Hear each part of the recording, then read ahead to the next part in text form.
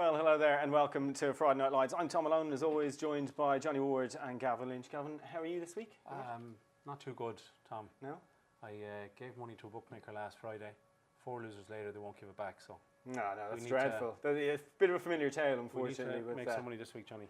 We got some we look back at last week. Let's have a quick look back at last week. We'll go with a too good, too bad. So a couple of good performances. Who caught the eye? I thought Worcester was a great performance. 0 from 7 for Joseph O'Brien, and now 2 from 3 for Noel Kelly. So one of the good results for the smaller trainers. Yeah, and that's the thing. Dundalk is generally good for smaller trainers. A lifeline, I think you've described in the past. Johnny, what about you? Something good from last week? Yeah, I've forgotten the name of the horse now, but I think you remember it. Ship of Dreams. Ship of Dreams, just for Ryan Luke de Vega filly. Did it really well beating Port Lions, and Port Lions is becoming one of those. Yeah, well, I think on the too bad to be true or in the Rogues Gallery section of the show, I mean, he's got to be right up there, absolutely. And the only thing I will say, the race didn't really pan out for him. He was rushed up from a wide draw, couldn't get a soft lead. But when push came to shove, not a lot happened. But Joseph's filly definitely has a future. And fair play to Noel Kelly. That horse has stepped up in trip with each run, more or less, and keeps responding. And I'm going to give him my too bad as pass the ball. I thought he ran an absolute stinker, and was one of many costly horses I backed last week. Yeah, Gavin? It has to be Port Lions. Since the 8th of December, it's been favoured at 5-4, 8-11 and 10-9 on. So it's been a bookie's friend. Yeah, big friend of the bookies. Yeah, so. Okay, well, let's move on to the first race of the evening, the sprint at 5 o'clock. And every week we talk about Flawlessly. Every week. And Flawlessly, again, she gets thrown in the car park. She's won last week, was dropping in class here. Can you explain? So been drawn 11, 14. Last week was drawn 11. You might think it won off 61. It actually won off 65 because there's £4 out of the handicap. So this week it's only £3 higher. And again, it's drawn bad in stall 12. One slight negative is that Luke McAteer rides it. He hasn't ridden it before. Nothing against Luke. He is a £10 claimer. Yeah, but it's just probably hard to ride a horse like that first time to time it right at the end. It's worse off with Chicago School by £5 when Chicago School beat Flawlessly before. So it's probably between maybe those two. It's a very, very open race. I'm going to go for Chicago School. It's probably between those two. It's a very open race. That's bloody hell, Gavin. Dan's gift for me. Dan's gift. Yeah, I was going to impress him last week. Stablemate of Flawlessly, and has just dropped down nicely now to mark a 60. Wayne Lorden. Yeah. Everything about this horse is getting a strong gallop. He dropped £5 last week. I thought that was quite charitable. Yeah, I thought that was nice. And he's very keen, isn't he? Yeah, he just needs a strong gallop, and he would eat these for breakfast if he gets a strong gallop on a going day. He's by Hatef, a stallion I thoroughly despise, but he's tricky like a lot of them, but he does need to fall into place one day. All right, good stuff. On to the claimer at 5:30. Anything standing out here? Two of them there are drawn wide. But just I'll ask the two of you a question. Shawnee and Reckless Lad met here in early November. Shawnee won by, it was a half length ahead of, Reckless Lad won and Shawnee was third. And now Shawnee is £14 better off. Yeah. But the thing is that Reckless Lad has won 6 times the trip. Shawnee has never won over a mile. So which would you go for? One is a stone better off than the other. It's tricky, isn't it? I'd still go for the trip, and I'm not going for either here. But yeah, I'll be going for specific gravity. So am I. Backed this horse in a claimer in Clonmel. Had a right go betting him last summer, and he had nothing to beat, and he was beaten. But he's a course and distance winner. He landed a big gamble under Declan McDonough one day when he just kicked on in front, basically made all, and the issue was never in doubt. If this horse is strong in the betting, Declan McDonough is obviously he's in Australia. He's burning it up at doing very well, and probably missing riding the likes of specific gravity in a claimer at Dundalk. But Ronan Whelan, get out in front. Some doubtful rivals in behind. Don't like the horse, but something has to win. Yeah, he's a 6-time course winner too. Right on to Gavin. Have you given us a selection? Have you given us a selection? So who are you going to go with when you? I'm going to go for Reckless Lad. The last time it was drawn 14. It was third to Settlever Bay. It has won 6 times, including 5 of the track, I think. So Reckless Lad, just about. All right, good stuff. On to the 6 o'clock. This maiden chance here for Bye Bye Brussels, by the way, to frank that form line with Adelia and that Joseph winner we mentioned last week. But are you going to stick with that form line? Trappy race. Irish Minister, first time tongue tie. Shaped quite well when I was in Dundalk 3 weeks ago behind a well-backed Tommy Stack winner and the infamous Port Lions. But did stay on quite nicely off the pace. Dunica takes the steer, and not a bad pedigree this horse, I think, but a very trappy race. I don't like many of them. Wouldn't be mad on Caracor's pedigree or draw. And the pin landed on Irish Minister, first time tongue tie. Good stuff. Where did your pin land, Gamble? Again, as Johnny says, a very poor race. I'm going to go for Irish Minister again, stepping up from 7 to 8. The father is American who won the Melbourne Cup, so obviously stamina is not going to be an issue. It's drawn 12, which is not ideal. It's a very poor race. It was beaten 10 lengths the last day, but small interest maybe in Irish Minister. Yeah, again, but one to go easy on. Yeah. Right, one of the cracking races of the evening comes up at 6:30. I'm going to just put my cards on the table here straight up. Glastonbury Song, class act, looked in good form last time out. And the Guineas, Royal Ascot, Irish Champions Weekend, and now tips up here. Anyway, can you see past Glastonbury Song? Not particularly. It looks on ratings between Captain Joy and Glastonbury Song. There was only a length between them. Captain Joy is a few pounds better off this time, but he's 9 now at this stage. One thing is that Glastonbury Song the last day wore blinkers and they've left off this time, so he's a little bit quirky. If he goes through it, I think there'll be a lot of pace on early on with Geological, Secret Wizard, and Captain Joy might have to sit third, and hopefully Glastonbury Song will come late.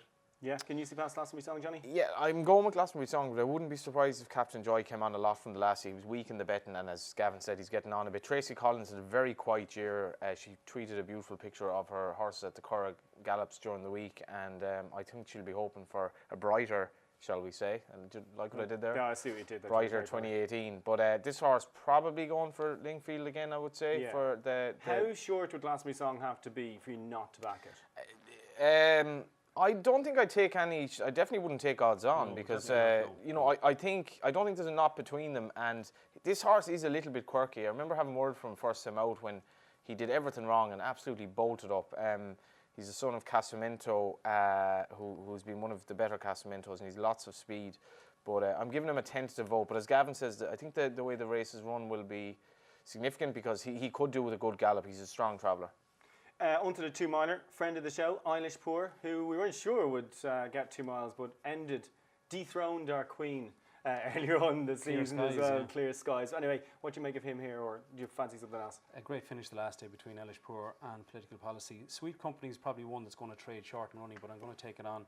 I think the best each way value of the night is Shadigan. It finished like a train last week over 1.5 miles when it was third to Rooster. Has been left off 69, which seems very reasonable. The last time it ran over 2 miles was in July in the Curragh in a very good handicap. That was off 78. It was beaten less than a length, and it's £9 lower tomorrow off 69. So Shadigan each way. Mick Halford's had a winner at the last 2 meetings, so his horse in good form.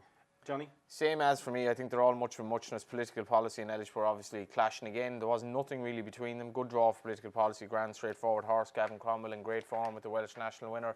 As Gavin says, Sweet Company will travel well, but flatters to deceive.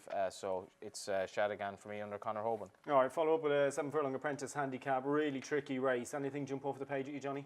I like the horse Nam. It reminds me of the guy who gets off the plane and he's really battered and bruised and he goes, I've just come back from the Nam, Cheltenham. So Nam, third the last day, a little bit keen, but has dropped markedly down the weights. Tipped to Tom Mullen's horse, was a bit disappointing last week. Yeah, he's had a couple of winners in the last couple He of weeks. has. I just found it very, very tough, this race. I thought it was poor. Nathan Cross takes off 4. It's stepping up in trip should actually suit on pedigree, and if Nam settles, there's a reasonable chance. And you'll have a great tagline if he does as well. Absolutely. Johnny, or Gavin rather? Guanabara Bay will obviously probably be favoured in the morning, but it's drawn 14, so it's probably one to take on. Michael O'Callaghan has 2 in this, Fastidious and Fashionable Man. I think whichever one attracts the most support in the betting is the one to be on, but I'll probably go for Fastidious. It's drawn 5 this time. It won here last summer of a similar rating of 64.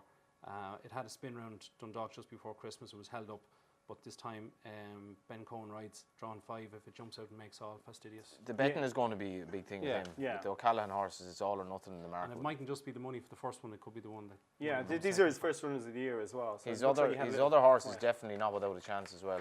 Yeah. Definitely not. Fashionable Man, first time headgear.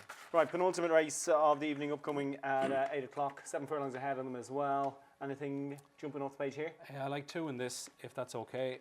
Texas Radio was a horse that Johnny and I mentioned last week. It was drawn very wide. That was over 1 mile. This is dropping down to 7. So I think this step down to 7 with a far better draw is going to suit. It travels really, really strongly.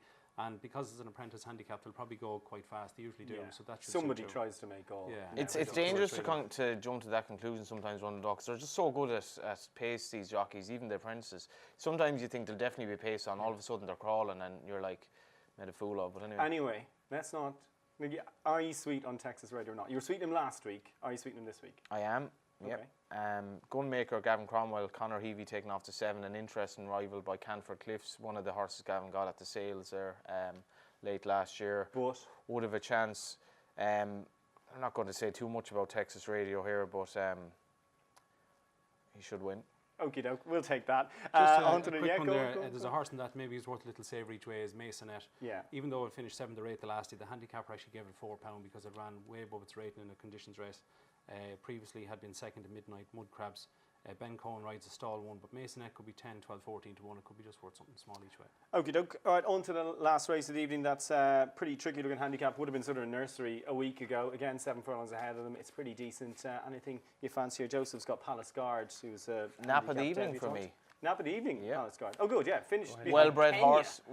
horse, yeah. I mean, he finished in a different country, but he did finish behind Kenya. Yeah, and has run in those strong maidens. And I thought what was very interesting here, Dundalk taking the ride because Paparazzi, which I think I tipped the last time it won after time in there, looks to have a great chance. Yet Dundalk rides the well-bred Shammerdale, who's just coming so far down in class compared to the maidens he's been contesting. Yeah, I wonder what weight Dundalk can do at this stage of the year. He hasn't actually ridden for about 5 weeks.